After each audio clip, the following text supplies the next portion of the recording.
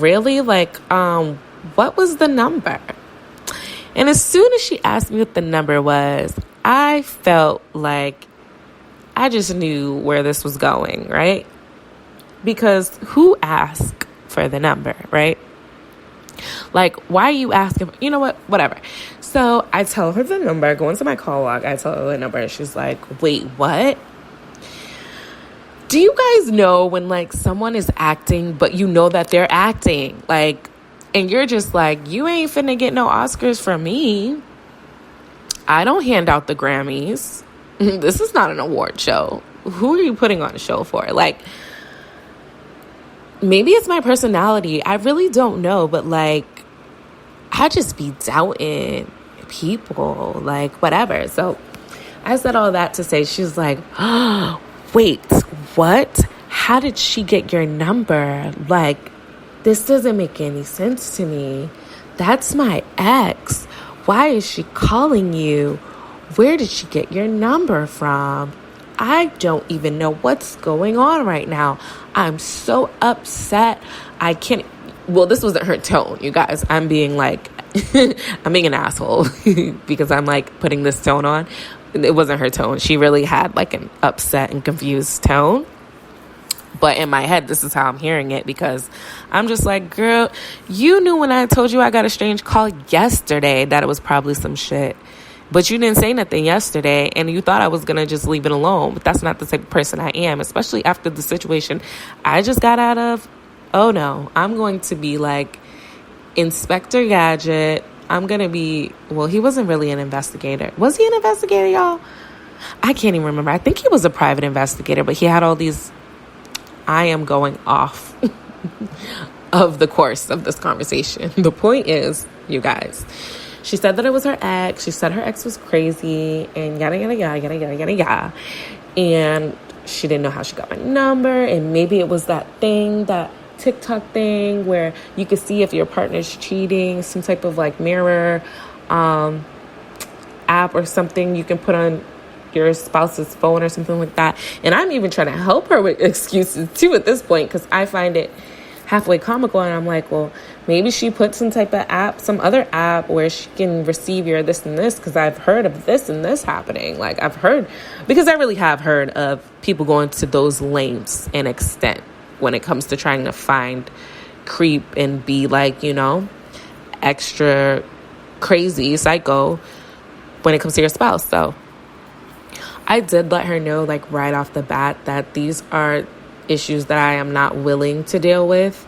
And if we are going to continue to know or get to know each other, this will be something that deters us and that, you know, makes me not want to continue to get to know her, because it's just a little bit too much for me. Like, I'm new to this city.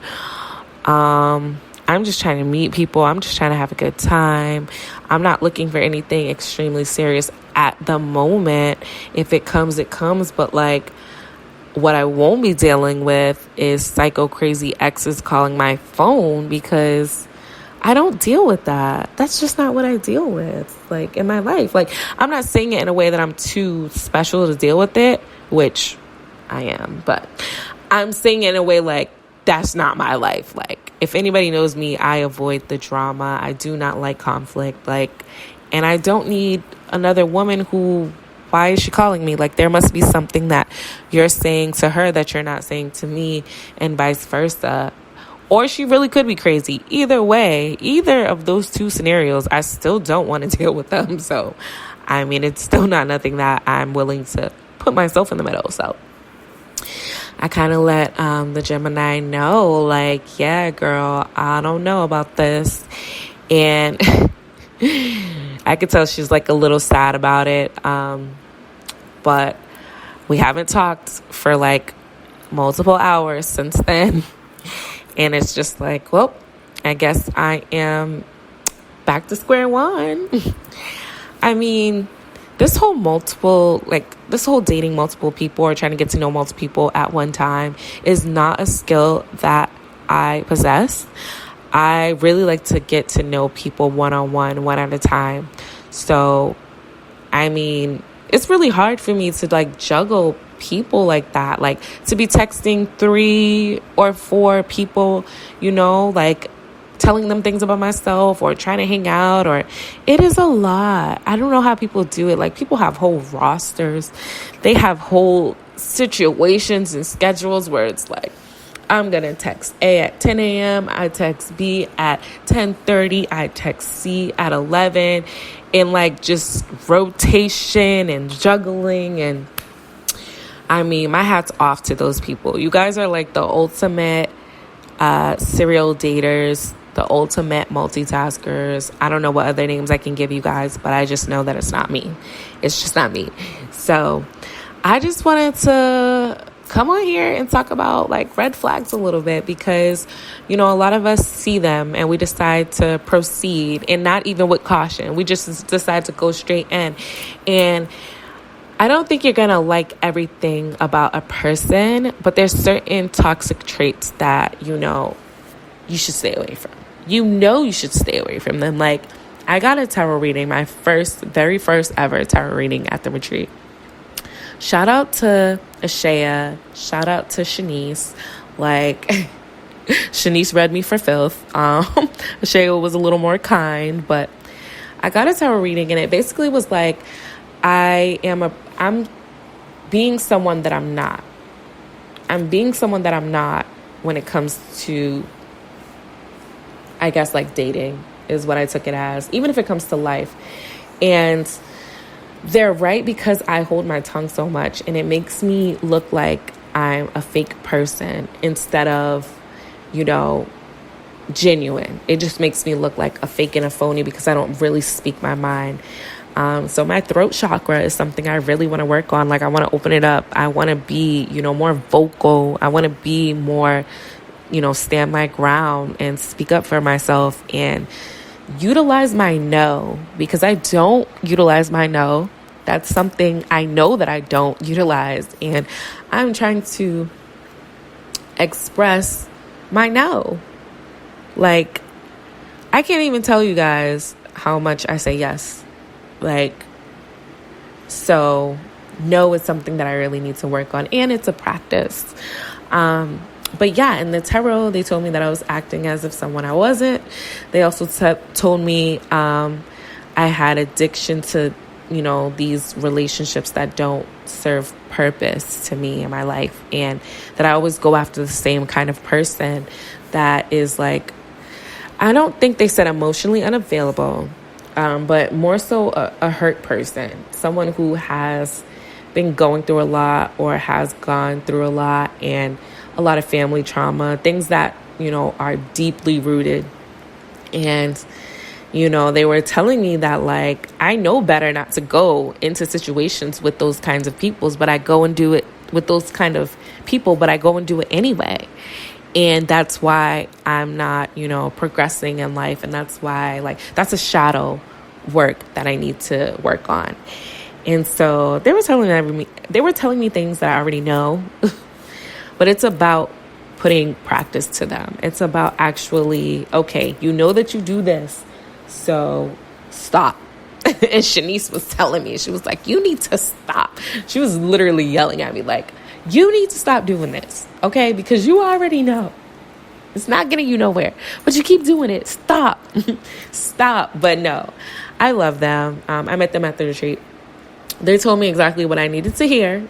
Because sometimes you just need somebody in your face screaming, you need to stop. You know better than this. You need to stop. So I said all that to say, normally I would see these little red flags that I've seen, with the Gemini, and I would proceed. I would still be like, okay. But I'm seeing it this time around, and I'm like, I already know this ain't going to work. Sometimes, personally, I do feel like I've been told, how about this? I've been told that I live in a fantasy and I want to live in a fairy tale. And I think that love and relationships are all bubbles and cupcakes and kisses and roses. And that's not true. And I don't think that that's an issue, but everything does have its limits. So as long as I know that relationships can be those things, but also there is, struggle. There is like certain things you need to overcome with a person if you really want to be with them for a while. Like balance is what I'm trying to say. Balance. So I do want the bubbles and candies and cupcakes and roses and butterflies, but I also know that it does take work. And as long as I know that I can have both and I'm able to handle and deal with both, I don't think that it's an issue. So I said all that to say, like, yes, I saw these couple of red flags early on, and some people would say, like, are those big enough deal breakers that you are feeling like it's okay to just end this, like, before it even began? And I guess my answer to that is yes, because in the past I haven't done that and it's gotten me in trouble. So with that being said, I guess this is a farewell to the Gemini. And yeah, judge me if y'all want. I don't care. Y'all ain't living my life. This ain't y'all life. This is my life. I'm living it. But I suggest that people pay attention to the red flags. I suggest that people pay attention to toxic traits. And you may think it's all cute and fun and games in the beginning, but when you realize the issues that you're having in your relationship, if you decide to, move forward and keep going with a person that has already shown you some really ugly things from the get, then it's on you. Like, you saw it, you knew, and you decided to keep going. So the more hurt that you get, it's like you really hurt yourself. And I think that's one thing I realized with the last situation that I was in, that I saw everything and I literally was hurting myself. She wasn't hurting me. I was hurting myself. I was hurting myself because I decided to stay. I decided to put up with stuff that I said I wouldn't put up with. I decided to, lower my self-worth. I decided to, let her walk all over me, or, keep going back even after disrespectful things. Like, that's me ultimately hurting myself. And I don't want to hurt myself because I love myself. I love myself the most. Who's going to love me more than me? You know what I mean? Like, nobody. So I'm just putting it out there to you guys that we really do need to pay attention to the signs that are shown to us in the beginning and decide, like, if it's something that is not worth dealing with, don't push yourself to deal with it. And with that being said, I'm out of here. I really hope to bring you guys a guest next time I talk with you guys. It's Pride in Atlanta this month, September. I think I'll be putting this episode out, I don't know, but it'll definitely be in a couple of days, so it'll still be Pride. It'll still be September. My birthday is approaching. Yes, September 27th. I have a couple of friends flying out here to come and hang out with me and turn up with me, show me love. And yeah, just bring in this dirty 30, because I am turning 30. And whoa. Wow. It's not old. I don't think it's old. I think it's very special. I think it's the chapter of a new decade, and I'm extremely excited to enter this new part of womanhood and my journey and my life path. So I'm excited. Don't get it twisted. Like, the 30, I'm ready. I'm staring 30 in the eye. Like, what's up? But yes, I will be turning 30 in a couple of weeks. But I really hope to give you guys an episode with more people, so you're not just hearing me all the time. Like, I know y'all are sick of hearing me all the time. And plus, this podcast was founded on having guests, and I really enjoy doing interviews or just doing episodes with other people's inputs and other people's ideas. So I will make sure that I come back, with some people for next time. I appreciate everyone who listens to Kicking It with Nes and supports me. I love you guys. Have a safe Labor Day weekend.